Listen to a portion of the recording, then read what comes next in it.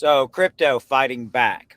We've got a scenario playing out where in the last 24 hours, we had the SEC sued Binance and the CEO of Binance, really the U.S. division of Binance, if you will. We've got now the SEC coming out suing Coinbase over basically selling unregistered securities and all this kind of stuff. You would think at a high level, this would not be a good sign, these two events combined. But as you see on the screen, crypto is starting to make a comeback. Crypto was down as much from the overall market capitalization. This number right here is down about 7+% in the last 24 hours. So it's come back from being down 7 to being up 1.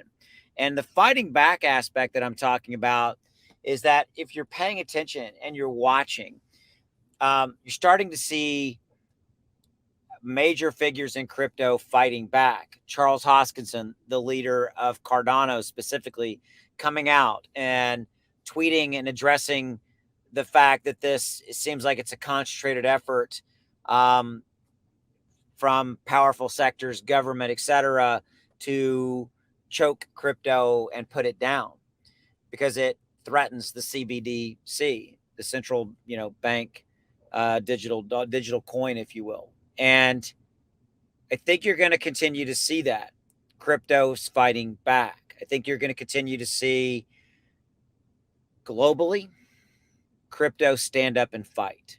And this is a good thing. And we should all have the freedom to make our own choices, invest as we want, to spend our money as we want, to have that freedom. And anything that stifles that, suppresses that, should be fought against. And I think you're starting to see that.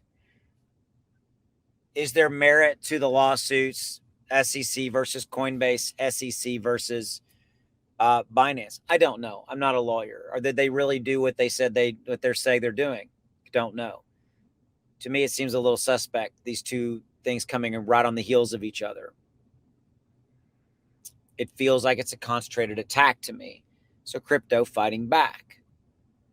I'm simply saying all this to you because I want you to be aware that this is what's going on. And I think that you need to always stand up and fight for your freedom. That's what it really comes down to.